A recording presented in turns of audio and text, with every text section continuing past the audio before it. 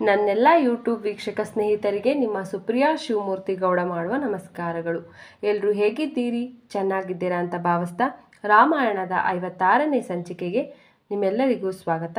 ನಾನೀಗ ಪ್ರಾರಂಭಿಸ್ತಾ ಇದ್ದೀನಿ.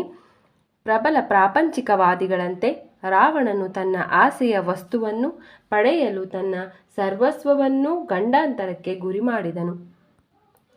ಸಮುದ್ರವನ್ನು ದಾಟಿ ಸೀತೆಯನ್ನು ತನ್ನ ರಾಜ್ಯಕ್ಕೆ ಕರೆದೊಯ್ಯುತ್ತಿದ್ದ ರಾವಣನು ತಾನು ಅವಳನ್ನು ಯಶಸ್ವಿಯಾಗಿ ಅಪಹರಿಸಿದನೆಂದು ಆನಂದಪಟ್ಟನು ಮತ್ತು ಅವಳನ್ನು ತನ್ನ ರಾಣಿಯಾಗಿ ಮಾಡಿಕೊಳ್ಳಲು ಕಾತರದಿಂದ ನಿರೀಕ್ಷಿಸಿದನು. ಕಾಮಾಂಧಕಾರವನಾಗಿದ್ದಂತಹ ಅವನು ತನ್ನ ಆಸೆಯ ವಸ್ತುವು ತನ್ನ ಮೃತ್ಯು ಸ್ವರೂಪವೆಂಬುದನ್ನು ಗ್ರಹಿಸಲಿಲ್ಲ. ಯಾವಾಗಲೂ ಭಗವಂತನ ಪಾದಪದ್ಮಗಳ ಸೇವೆ ಮಾಡುವಲ್ಲಿ ನಿರತಳಾಗಿರುವ ಲಕ್ಷ್ಮೀದೇವಿಯನ್ನು ಪ್ರಾಪಂಚಿಕವಾದಿಗಳು ಆನಂದಿಸಲು ಪ್ರಯತ್ನಿಸಿದಾಗ ಅವಳು ಘೋರವಾದ ಭೌತಿಕ ಪ್ರಾಕೃತಿ ರೂಪಿಯಾದ ದುರ್ಗೆಯಾಗಿ ವ್ಯಕ್ತವಾಗುತ್ತಾಳೆ. ಈ ಜಗತ್ತಿನ ಯಜಮಾನಿಯಾದ ದುರ್ಗಾದೇವಿಯು ಒಂದು ಹುಲಿಯ ಮೇಲೆ ಸವಾರಿ ಮಾಡುತ್ತಾ ಅವಳು ಹಿಡಿದಿರುವಂತಹ ತ್ರಿಶೂಲದ ಶೂಲಗಳು ಬೌದ್ಧಿಕ ಜೀವನದ ತಾಪತ್ರಯಗಳನ್ನು ಪ್ರತಿನಿಧಿಸುತ್ತವೆ. ಖಂಡಿತವಾಗಿಯೂ ಈ ಜಗತ್ತಿನ ಮಹಾವಿಜ್ಞಾನಿಗಳು ಅಥವಾ ವಿಜೇತರೂ ಕೂಡ ದುರ್ಗಾದೇವಿ ನೀಡುವ ಕಷ್ಟಗಳನ್ನು ತಡೆಯಲಾರರು. ಭಗವಂತನಿಗಿಂತ ತಾನು ಶಕ್ತಿಶಾಲಿ ಎಂದು ಭಾವಿಸಿದ ರಾವಣನು ಸತ್ಯವನ್ನು ಅಪಾಯಕಾರಿಯಾದ ರೀತಿಯಲ್ಲಿ ನಿರ್ಲಕ್ಷಿಸಿದನು.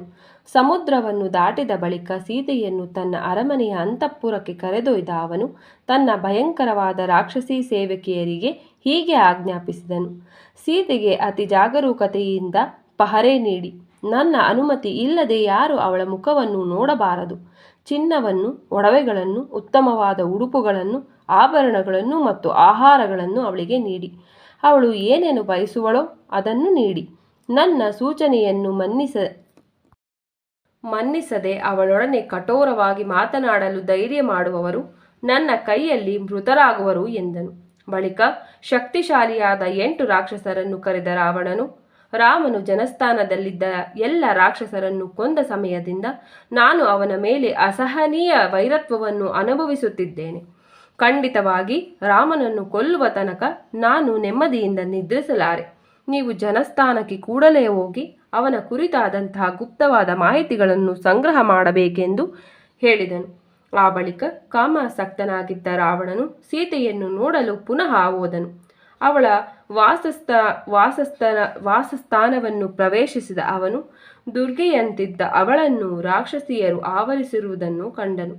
ತನ್ನ ಕಣ್ಣೀರಿನಲ್ಲಿ ತೊಯ್ದಿದ್ದ ಸೀತೆಯು ಸಮುದ್ರದ ಬಿರುಗಾಳಿಗೆ ಸಿಲುಕಿ ಹಾದಿ ತಪ್ಪಿರುವ ದೋಣಿಯಂತೆ ಅಥವಾ ಗುಂಪಿನಿಂದ ಬೇರ್ಪಟ್ಟ ಸೀಳು ನಾಯಿಗಳಿಗಿಂದ ಸುತ್ತುವರಿದಿರುವಂತಹ ಪುಟ್ಟ ಅರಣಿಯಂತೆ ಕಂಡುಬಂದಳು. ಸೀತೆಗೆ ಇಷ್ಟವಿರಲಿಲ್ಲವಾದರೂ ರಾವಣನು ಅವಳನ್ನು ತನ್ನ ಅರಮನೆಯ ವೀಕ್ಷಣೆಗೆ ಒತ್ತಾಯದಿಂದ ಕರೆದುಕೊಂಡು ಹೋದನು. ರಾವಣನ ಆಸೆಗಳನ್ನು ಪೂರೈಸಲು ಕಾಯುತ್ತಿದ್ದ ಸಾವಿರಾರು ಸೇವಕರಿಂದ ತುಂಬಿದ್ದ ಆ ಸಿರಿವಂತ ಅರಮನೆಯು ದೇವತೆಗಳ ಅರಮನೆಗಳನ್ನು ಹೋಲುತ್ತಿತ್ತು. ಕೊಠಡಿಗಳಲ್ಲಿ ಪಳಗಿಸಿದ್ದಂತಹ ವಿಚಿತ್ರವಾದ ಪಕ್ಷಿಗಳ ಪಂಜರಗಳೂ ಇದ್ದವು. ಅರಮನೆಯ ಗೋಡೆಗಳ ಮೇಲೆ ಬೆಲೆ ಬಾಳುವ ರತ್ನಗಳ ಕುಶಲ ವಿನ್ಯಾಸವಿದ್ದವು ಹಾಗೂ ಕೂರು ಮಂಚಗಳು ಚಿನ್ನದಿಂದ ಅಡಕವಾಗಿದ್ದ ಆನೆಯ ದಂತದಿಂದ ಮಾಡಲ್ಪಟ್ಟಿದ್ದವು. ಸಂಗೀತಗಾರರು ಸವಿಯಾದ ಮತ್ತು ಮಧುರವಾದ ಹಾಡುಗಳನ್ನು ಹಾಡುತ್ತಿದ್ದರು ಹಾಗೂ ಕಮಲದ ಹೂವುಗಳು ಮತ್ತು ಕಾರಂಜಿಗಳು ಅರಮನೆಯ ಉದ್ಯಾನವನಗಳನ್ನು ಮತ್ತು ಸರೋವರಗಳನ್ನು ಶೃಂಗರಿಸಿದ್ದವು. ಯಾರೂ ಕೇಳರಿಯದ ಬೆಲೆ ಬಾಳುವ ಒಡವೆಗಳಿಂದ ಅಲಂಕೃತರಾಗಿದ್ದ ಸಾವಿರಾರು ಸ್ತ್ರೀಯರನ್ನುಳ್ಳ ವಿಶಾಲವಾಗಿದ್ದ ಮತ್ತು ಅದ್ಭುತವಾಗಿ ಅಲಂಕೃತವಾಗಿದ್ದ ಕೊಠಡಿಗಳನ್ನು ಅವಳು ಅವಲೋಕಿಸುತ್ತಿದ್ದಾಗ ರಾವಣನು ಹೀಗೆ ವಿವರಿಸಿದನು. ವೃದ್ಧರನ್ನು ಮತ್ತು ಶಿಶುಗಳನ್ನು ಹೊರತುಪಡಿಸಿ ಲಂಕೆಯಲ್ಲಿ 32 ಕೋಟಿ ರಾಕ್ಷಸರು ವಾಸವಾಗಿದ್ದಾರೆ. ಅದರಲ್ಲಿ 1000 ಮಂದಿ ನನ್ನ ವೈಯಕ್ತಿಕ ಸೇವಕರು. ಓ ಸುಂದರವಾದ ಸೀತೆಯೇ, ನೀನು ವಿವೇಕಶೀಲೆಯಾಗಿದ್ದರೆ ನನ್ನ ಭಾವೋದ್ವಿಕ್ತವಾದಂತಹ ಆಸೆಯನ್ನು ಪೂರೈಸುತ್ತೀಯ ಮತ್ತು ನನ್ನ ಪ್ರಮುಖ ರಾಣಿಯಾಗುತ್ತೀಯ. ನನ್ನ ಯಜಮಾನಿಯಾಗಿ ಈ ಎಲ್ಲ ಸಂಪತ್ತಿನ ಮೇಲೆ ರಾಜ್ಯ ಮಾಡು. ನಿನ್ನ ಮೇಲಿನ ಪ್ರೀತಿಯಿಂದ ಪೀಡಿತನಾಗಿರುವ ನಾನು ಕೇವಲ ನಿನಗೆ ಮಾತ್ರ ಅನುರಕ್ತನಾಗಿರುತ್ತೇನೆ. ಯೌವನದ ಸೌಂದರ್ಯವು ನಶ್ವರವಾಗಿರುವುದರಿಂದ ದಯವಿಟ್ಟು ನಿನ್ನ ಕೃಪೆಯನ್ನು ತೋರಿ ನನ್ನನ್ನು ಪ್ರೇಮದಿಂದ ನೋಡು. ನೀನು ಆ ತುಚ್ಛ ರಾಮನನ್ನು ಮರೆತು ನಿನ್ನ ಜೀವನವನ್ನು ನನ್ನೊಡನೆ ಆನಂದಿಸು ಎಂದನು. ತನ್ನ ಚಂದಿರನಂತಹ ಮುಖವನ್ನು ಮುಚ್ಚಿಕೊಂಡ ಸೀತೆಯು ಮೌನವಾಗಿ ಕಣ್ಣೀರನ್ನು ಸುರಿಸತೊಡಗಿದಾಗ ರಾವಣನು ಮುಂದುವರೆಸಿದನು. ನಮ್ಮ ಮಿಲನವು ಧಾರ್ಮಿಕ ತತ್ವಗಳಿಗೆ ವಿರುದ್ಧವೆಂದು ಭಯಪಡದಿರು. ನಾನು ನಿನ್ನನ್ನು ನನ್ನ ಜೀವಕ್ಕಿಂತ ಹೆಚ್ಚಾಗಿ ಪ್ರೀತಿಸುತ್ತೇನೆ. ನಾನು ನಿನ್ನ ಕಾಲಿಗೆ ಬಿದ್ದು ನಿನ್ನ ಕೃಪೆಗಾಗಿ ಬೇಡುತ್ತೇನೆ. ಪ್ರೇಮದ ವೇದನೆಯಿಂದ ಹುಟ್ಟಿರುವ ಈ ಬೇಡಿಕೆಯು ವ್ಯರ್ಥವಾಗದಿರಲಿ.